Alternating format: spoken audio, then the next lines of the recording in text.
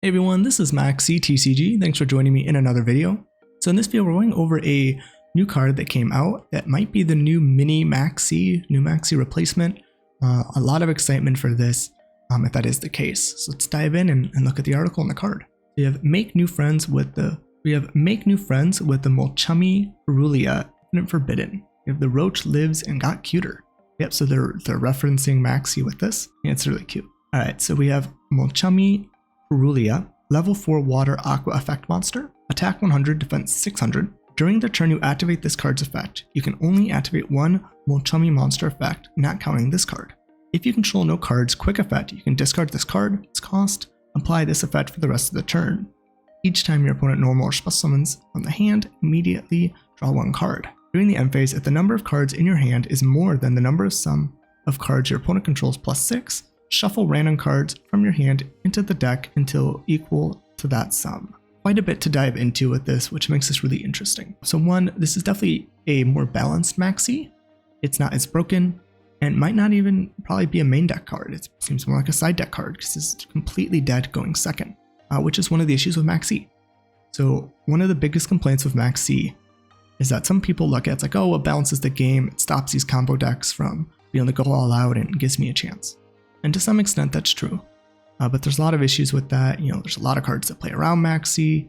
You know, there's in the OCG, there's 1 crossout, 2 called by the grave, you know, triple ash blossom, lots of ways to kind of play around your opponent having Maxi. You have more ways to out Maxi than they have Maxi, and they have to draw Maxi. There's some kind of issues with that argument. And there's also the fact that Maxi really sucks when you get to go first, you make your entire board, and then your opponent has to play into your board and you Maxi them. Because now they have to try to break your board without summoning a lot or kill you. Because otherwise, if they summon a lot, which most decks will special summon a lot, they're probably going to lose if that's the case. Because when you're special summoning a lot, you're giving your opponent a lot of resources, and on the crackback, they're going to have so much they're going to kill you if you don't kill them. When you get to set up a board going first with Maxi, in your hand, your opponent goes, you Maxi them, you pretty much lost the game. It's an auto lose in almost every situation, unless your deck like flew or something that doesn't special summon. That's kind of one of the things that's nice. So the first part of the fact is that you control no cards. This is not something you can use against your opponent after setting up a board, which is one of the biggest complaints about Maxi and ways people have discussed about how to fix Maxi. I think that's cool. The other thing is this works on normal or special summon from hand. So that means this works against Flu, which is one of the decks that's always dodge Maxi because they don't special summon. So there's some potential ways that this card kind of affects all decks when summoning from the hand.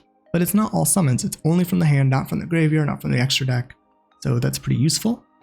And the other thing too is that because it's a normal summon, if you draw this card, you're probably going to go draw phase, discard, and get rid of it. It's not like Maxi where you can kind of try to let them commit into a board to make it awkward. Because some decks, it's better to let them play into the board a little before maxing them, because then they get put in an awkward position. Instead of just maybe passing the monster on the field and hoping to live, they might get put in a spot where they're like, great, I just committed resources. If I don't keep going, I'm going to lose because I won't be able to follow up. You know, there's this, you kind of just got a shotgun and you'll almost for sure get a +1 because most decks have to normal summon to do something. You know, and there are some decks that can just set 5 pass and you won't get the +1. You'll kind of neg 1 like with a bad droll, but overall, you'll pretty much always get a +1 with this going second, which is nice. Very free +1. So the other thing too is that this doesn't completely shut down your opponent from playing. You know, they can potentially pull off their combo and you only draw 2 cards, which again is a nice balance. With Maxi, a lot of times, if you don't have an out to it, the opponent just stops playing. With this, they can play. Maybe they can alter their lines a little to give you a few less cards, you know, and even if you draw 2 or 3 cards off this card, that's not bad. And even in the worst case situation, it traded for a new card that you could immediately use if it's a hand trap that you draw into. So it's kind of like a going second upstart goblin, worst case situation, generally speaking. So I really like that it lets your opponent play. It's not overtly broken. It still gives you cards, you know, and if you do draw a ton of cards, you would then have to shuffle some back. So it doesn't give you a huge amount of resources to just break your opponent's board. I think they did an excellent job with designing this card as a awesome replacement to Maxi. And that might mean that Maxi actually gets banned in the OCG. Before we get to that, I do want to discuss the last part of the effect just a little bit though. So just to make this like kind of clear. You get to have 6 plus more cards than your opponent, so this last part probably won't come up very much. When you think about it, you're discarding this from your hand, so you only have 4 cards. And if they normal summon, you get 1. So like, even if your opponent ends on, 2 cards on the field, which is very limiting for an M board, it might probably 4 is more of a standard, what you're going to see 4 or 5 cards on the field.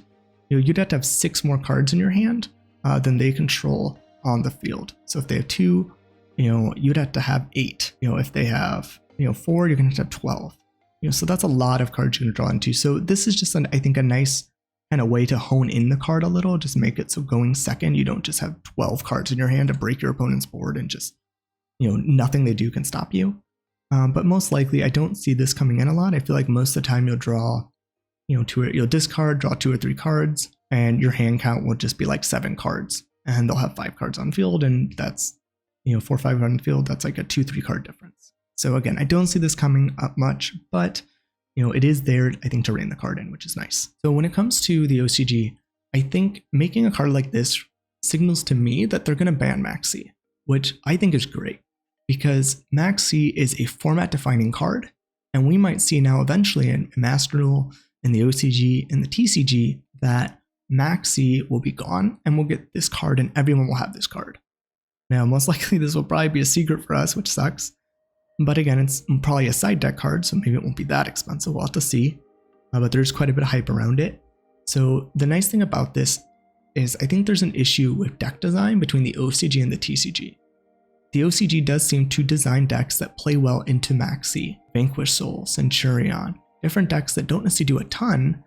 Their M boards aren't the strongest, but because they don't heavily lose to Maxi, that's a huge bonus. So these cards will do well, these decks will do well in the OCG, but then when we get them, because we don't have Maxi, we have much higher ceiling combo deck formats, these decks don't do as good. So if the both parts of the game, the OCG in Japan and Asia, and the TCG in North America, Europe, Africa, Oceania, and Middle East, if all of these regions, the 2 main ones, are kind of focusing under the same design principles of not thinking about the differences for how Maxi affects a format, that brings our games just a little bit closer. And then maybe eventually we'll even have the same release patterns. So tons of stuff to talk about in this video. I think it's a really interesting card. Let me know if there's anything I missed. If you found the discussion interesting, I'd love to hear what you guys think, and I look forward to seeing you guys in the next video.